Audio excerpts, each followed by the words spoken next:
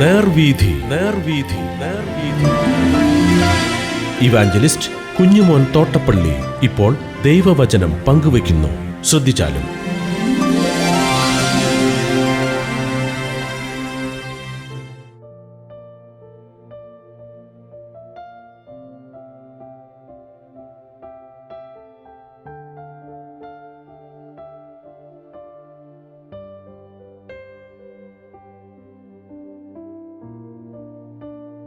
യെശയ്യാപ്രവചനം 33-ാം അധ്യായം ഞാൻ വായിക്കുന്നത് ശ്രദ്ധിച്ചാലും. സാഹസം അനുഭവിക്കാതെ സാഹസം ചെയ്യുകയും നിന്നോടാരും ദ്രോഹം പ്രവർത്തിക്കാതെ ദ്രോഹം പ്രവർത്തിക്കുകയും ചെയ്യുന്നവനെ നിനക്ക് അയ്യോ കഷ്ടം. നീ സാഹസം ചെയ്യുന്നത് നിർത്തുമ്പോൾ നിന്നെയും സാഹസം ചെയ്യും. നീ ദ്രോഹം പ്രവർത്തിക്കുന്നത് മതിയാക്കുമ്പോൾ നിന്നോടും ദ്രോഹം പ്രവർത്തിക്കും. യഹോവേ, ഞങ്ങളോട് കൃപയുണ്ടാകണമേ, ഞങ്ങൾ നിന്നെ കാത്തിരിക്കുന്നു. രാവിലെ തോറും നീ അവർക്ക് ഭുജവും കഷ്ടകാലത്ത് ഞങ്ങൾക്ക് രക്ഷയും ആയിരിക്കണമേ. കോലാഹലം ഹേതുവായി വംശങ്ങൾ ഓടിപ്പോയി. നീ എഴുന്നേറ്റപ്പോൾ ജാതികൾ ചെതറിപ്പോയി. നിങ്ങളുടെ കവർച്ച തുള്ളൻ ശേഖരിക്കുന്നത് പോലെ ശേഖരിക്കപ്പെടും. വെട്ടുക്കിളി ചാടി വീഴുന്നത് പോലെ അവർ അതിന്മേൽ ചാടി വീഴും. യഹോവ ഉന്നതനായിരിക്കുന്നു, ഉയരത്തിലല്ലോ അവൻ വസിക്കുന്നത്. അവൻ സിയോനെ ന്യായവും നീതിയും കൊണ്ട് നിറച്ചിരിക്കുന്നു.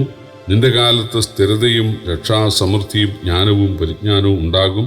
യഹോഭക്തി അവരുടെ നിക്ഷേപം ആയിരിക്കും. ഇതാ അവരുടെ ശൗര്യവാന്മാർ പുറത്ത് നിലവിളിക്കുന്നു. സമാധാനത്തിന്റെ ദൂതന്മാർ അതിദുഃഖത്തോടെ കരയുന്നു. പെരുവഴികൾ ശൂന്യമായി കിടക്കുന്നു. വഴിപോക്കർ ഇല്ലാതെ ആയിരിക്കുന്നു. അവൻ ഉടമ്പടി ലംഘിച്ച് പട്ടണങ്ങളെ നിന്ദിച്ച് ഒരു മനുഷ്യനെയും അവൻ ആദരിക്കുന്നില്ല. ദേശം ദുഃഖിച്ച് ക്ഷയിക്കുന്നു. ലബാനോൻ ലജ്ജിച്ച് വാടിപ്പോകുന്നു. ഷാരോൻ മരുഭൂമി പോലെ ആയിരിക്കുന്നു. ബാശാനും കർമ്മേലും ഇലപൊഴിക്കുന്നു. ഇപ്പോൾ ഞാൻ എഴുന്നേൽക്കും, ഇപ്പോൾ ഞാൻ എന്നെ തന്നെ ഉയർത്തും, ഇപ്പോൾ ഞാൻ ഉന്നതനായിരിക്കും എന്ന് യഹോവ അരുളിച്ചെയ്യുന്നു. നിങ്ങൾ വൈക്കോലിനെ ഗർഭം ധരിച്ച് താളടിയെ പ്രസവിക്കും. നിങ്ങളുടെ ശ്വാസം തീയായി നിങ്ങളെ ദഹിപ്പിച്ചു കളയും. വംശങ്ങൾ കുമ്മായം ചുടുന്നതുപോലെ ആകും. വെട്ടിക്കളഞ്ഞ മുള്ളുപോലെ അവരെ തീയിൽ ഇട്ട് ചുട്ടുകളയും. ദൂരസ്ഥന്മാരെ, ഞാൻ ചെയ്തത് കേൾപ്പീൻ. സമീപസ്ഥന്മാരെ, എൻ്റെ വീരപ്രവൃത്തികൾ ഗ്രഹിപ്പീൻ. സിയോനിലെ പാപികൾ പേടിക്കുന്നു. വഷളന്മാരായവർക്ക് നടുക്കം പിടിച്ചിരിക്കുന്നു. നമ്മിലാർ ദഹിപ്പിക്കുന്ന തീയുടെ അടുക്കൽ പാർക്കും. നമ്മിലാർ നിത്യദഹനങ്ങളുടെ അടുക്കൽ പാർക്കും. നീതിയായി നടന്ന് നേർ പറയുകയും പീഡനത്താലുള്ള ആദായം വെറുക്കുകയും കൈക്കൂലി വാങ്ങാതെ വണ്ണം കൈ കുടഞ്ഞ് കളയുകയും രക്തപാതകത്തെക്കുറിച്ച് കേൾക്കാതെ വണ്ണം ചെവിപൊത്തുകയും ദോഷത്തെ കണ്ട് രസിക്കാതെ വണ്ണം കണ്ണടച്ചുകളയുകയും ചെയ്യുന്നവൻ, ഇങ്ങനെയുള്ളവൻ ഉയരത്തിൽ വസിക്കും. പാറക്കോട്ടകൾ അവൻ്റെ അഭയസ്ഥാനമായിരിക്കും.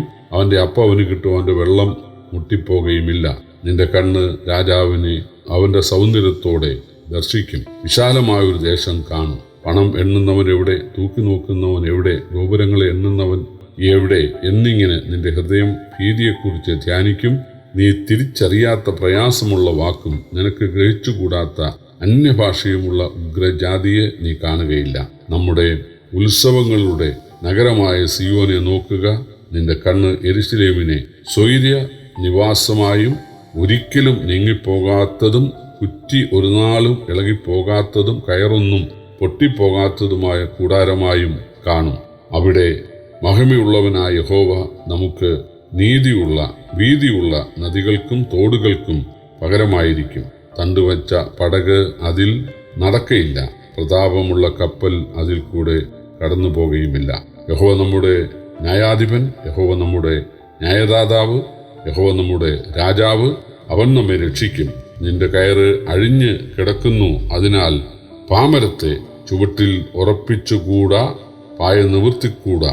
പിടിച്ചുപറിച്ച വലിയ കൊള്ള അന്ന് വിഭാഗിക്കപ്പെടും. മുടന്തരും കൊള്ളയിടും. എനിക്ക് ദീനം എന്ന് യാതൊരു നിവാസിയും പറകയില്ല. അതിൽ പാർക്കുന്ന ജനത്തിന്റെ അകൃത്യം മോചിക്കപ്പെട്ടിരിക്കും. ഈ 33-ാം അധ്യായത്തിലെ ഒരു പ്രധാന വാക്യം ദൈവത്തെക്കുറിച്ച് 22-ാം വാക്യമാണ്. അവിടെ നാം വായിക്കുന്നത്, യഹോവ നമ്മുടെ ന്യായാധിപൻ, യഹോവ നമുക്ക് ന്യായദാതാവ്, യഹോവ നമ്മുടെ രാജാവ്, അവൻ നമ്മെ രക്ഷിക്കും. അതുപോലെ യഥാർത്ഥ ഭക്തി എന്താണ് എന്നുള്ളതിൻ്റെ വാക്യം നമുക്ക് 14 മുതൽ കാണാൻ കഴിയും. സിയോനിലെ പാപികൾ പേടിക്കുന്നു, വഷളന്മാരായവർക്ക് നടുക്കം പിടിച്ചിരിക്കുന്നു. നമ്മിലാർ ദഹിപ്പിക്കുന്ന അഗ്നിയുടെ അടുക്കൽ പാർക്കും, നമ്മിലാർ നിത്യദഹനങ്ങളുടെ അടുക്കൽ പാർക്കും. നീതിയായി നടന്ന് നേർ പറയുകയും പീഡനത്താലുള്ള ആദായം വെറുക്കുകയും കൈക്കൂലി വാങ്ങാതെ വണ്ണം കൈ കുടഞ്ഞു കളയുകയും രക്തപാതകത്തെക്കുറിച്ച് കേൾക്കാതെ വണ്ണം ചെവി പൊത്തുകയും ദോഷത്തെ കണ്ട് നോക്കാതെ കണ്ണടയ്ക്കുകയും ചെയ്യുന്നവൻ ഇങ്ങനെയുള്ളവൻ ഉയരത്തിൽ വസിക്കും. പാറക്കോട്ടകൾ അവൻ്റെ അഭയസ്ഥാനമായിരിക്കും. അവൻ്റെ അപ്പം അവന് കിട്ടും, അവൻ്റെ വെള്ളം മുട്ടിപ്പോകയില്ല. നിന്റെ കണ്ണ് രാജാവിനെ അവൻ്റെ സൗന്ദര്യത്തോടെ ദർശിക്കും. വിശാലമായ ഒരു ദേശം കാണും.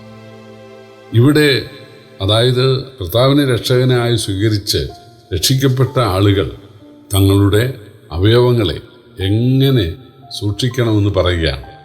കണ്ണ്, കാത്, നാവ്, കയ്യ്, കാല്, ത്വക്ക്, ഇതെല്ലാം അവർ ശ്രദ്ധിക്കാൻ തയ്യാറായാൽ, കൈക്കൂലി വാങ്ങാതിരുന്നാൽ, ചതിവ് ചെയ്യാതിരുന്നാൽ, അതുപോലെ പകയും വിദ്വേഷവും വൈരാഗ്യവും വയ്ക്കാതെ ആളുകളെ സ്നേഹിക്കുകയും സഹായിക്കുകയും ചെയ്യാനൊക്കെ തയ്യാറായാൽ നാം വായിച്ചത് ദൈവം കൂടെയിരിക്കും.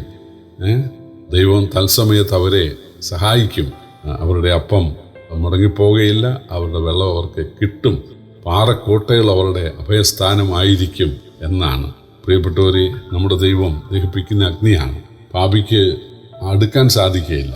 പക്ഷേ ദൈവമക്കളായ നമുക്ക് തീർച്ചയായിട്ടും ആ ദൈവത്തിൻ്റെ സാമീപ്യം വളരെ ആശ്വാസവും ആനന്ദവും നൽകും. പക്ഷേ നമ്മുടെ മനസ്സിനെയും അല്ലെങ്കിൽ നമ്മുടെ അവയവങ്ങളെയും തീർച്ചയായിട്ടും വിശുദ്ധീകരിക്കാൻ നമുക്ക് ആവശ്യമുണ്ട്. കാരണം നമ്മുടെ ദൈവം വിശുദ്ധനാണ്. 32-ാം അധ്യായത്തിൻ്റെ അവസാന വാക്യങ്ങളുടെ തുടർച്ചയായിട്ടാണ് ഈ 33-ാം വാക്യം. ഇസ്രായേലിനെ അകാരണമായി പീഡിപ്പിച്ച അശൂര്യർക്കുള്ള ന്യായവിധിയാണ് ഇത് വിവരിക്കുന്നത്. അശൂര്യരുടെ പടനീക്ക സമയത്ത് യഹൂദ മാനസാന്തരപ്പെട്ടതിനാൽ അവർക്ക് വിടുതൽ ഉണ്ടായ കാര്യമാണ് 14 മുതൽ 17 വരെയുള്ള വാക്യങ്ങളിൽ നമ്മൾ വായിച്ചത്. അതിൻ്റെ 7 മുതൽ 9 വരെയുള്ള വാക്യങ്ങളിൽ അശൂർ ഇസ്രായേലിനെ തകർത്ത വിധങ്ങളാണ്. ഞാനത് വായിക്കുന്നത് ശ്രദ്ധിച്ചാലും 7 മുതൽ 9 വരെ. ഇതാ അവരുടെ ശൗരവന്മാർ പുറത്ത് നിലവിളിക്കുന്നു, സമാധാനത്തിൻ്റെ ദൂതന്മാർ അതിദുഃഖത്തോടെ കരയുന്നു. പെരുവഴികൾ ശൂന്യമായി കിടക്കുന്നു, വഴിപോക്കർ ഇല്ലാതെ ആയിരിക്കുന്നു. അവൻ ഉടമ്പടി ലംഘിച്ച് പട്ടണങ്ങളെ നിന്ദിച്ചു, ഒരു മനുഷ്യനെ അവൻ ആദരിക്കുന്നില്ല. ദേശം ദുഃഖിച്ച് ക്ഷയിക്കുന്നു, ലബാനോൻ ലജ്ജിച്ച് വാടിപ്പോകുന്നു, ഷാരോൻ മരുഭൂമി പോലെ ആയിരിക്കുന്നു, ബാശാനും കർമ്മയിലും ഇലപൊഴിക്കുന്നു.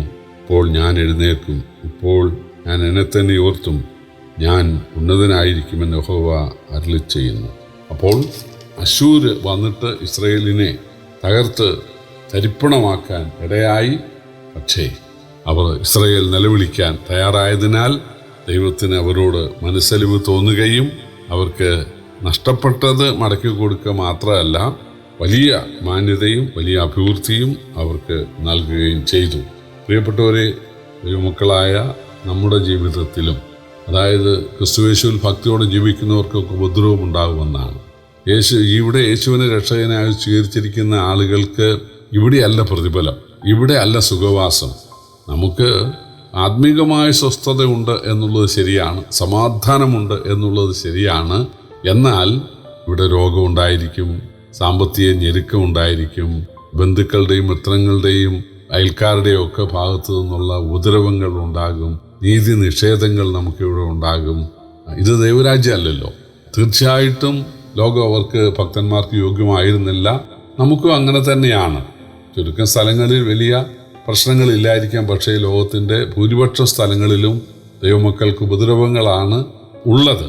എന്നാൽ നമ്മുടെ കർത്താവ് അതറിയുന്നു. നമ്മുടെ കർത്താവ് വരുമ്പോൾ കാര്യങ്ങൾക്ക് ഭയങ്കരമായ വ്യത്യാസം ഉണ്ടാകും. നമ്മളെ ഉപദ്രവിച്ചവർ അവർ കണക്കിന് ശിക്ഷിക്കപ്പെടും. നമ്മൾ ഏതെല്ലാം തരത്തിലുള്ള ദുഃഖങ്ങളും നിന്ദകളും അപമാനങ്ങളും വേദനകളും നഷ്ടങ്ങളും അനുഭവിച്ചോ അതെല്ലാം കർത്താവ് കണക്ക് നോക്കി നമ്മളെ അനുഗ്രഹിക്കും എന്നാണ് നമുക്ക് മനസ്സിലാക്കാനായിട്ട് സാധിക്കുന്നത്. ഇസ്രായേലിൻ്റെ മാനസാന്തരത്തിൻ്റെ വാക്കുകളാണ് 2-ാം വാക്യം. 33-ന്റെ 2-ാം വാക്യത്തിൽ നമ്മൾ കണ്ടത്, യഹോവേ ഞങ്ങളോട് കൃപയുണ്ടാകണമേ, ഞങ്ങൾ നിന്നെ കാത്തിരിക്കുന്നു. രാവിലെ തോറും നീ അവർക്ക് ഭുജവും കഷ്ടകാലത്ത് ഞങ്ങൾക്ക് രക്ഷയും ആയിരിക്കണമേ. അപ്പോൾ ഈ ഉപദ്രവിക്കപ്പെടുന്ന കാലത്ത് ദൈവത്തോട് നോക്കി ഇസ്രായേൽ നിലവിളിച്ചതിനാൽ അവർക്ക് വലിയ വിടുതലുണ്ടായി. നമ്മൾ ഉപദ്രവങ്ങളും ബുദ്ധിമുട്ടുകളും ഉണ്ടാകുമ്പോൾ മനുഷ്യരിൽ ആശ്രയിക്കാതെ കർത്താവിൽ കാര്യം ന്യായമായി വിധിക്കുന്നുവെങ്കിൽ കാര്യം ഫലമേൽപ്പിക്കുക. പത്രോസ്നേഹത്തിൽ വായിക്കുന്നത് യേശു കഷ്ടം അനുഭവിച്ചിട്ട് ഭീഷണം പറഞ്ഞില്ല. ന്യായമായി വിധിക്കുന്നുവെങ്കിൽ കാര്യം ഫലമേൽപ്പിച്ചു. അത് നമുക്കുള്ള മാതൃകയാണ്. അതുകൊണ്ട് തീർച്ചയായിട്ടും കർത്താവ് നമുക്ക് വേണ്ടി പ്രവർത്തിക്കും. അതിൻ്റെ 3-ാം വാക്യത്തിൽ വായിക്കുന്നത് ദൈവത്തിൻ്റെ ആജ്ഞയാൽ ശത്രുക്കൾ ഓടി എന്നാണ്, അശൂരർ ഓടി എന്നാണ്. കോലാഹലം ഹേതുവായി വംശങ്ങൾ ഓടിപ്പോയി, നീ എഴുന്നേറ്റപ്പോൾ ജാതികൾ ചെതറിപ്പോയി എന്നാണ്. 4-ാം വാക്യം അവര് കവർച്ച ചെയ്തത് വേറെ ജാതികൾ കവർച്ച ചെയ്തു എന്നാണ്. അത് ഞാൻ വായിക്കാം.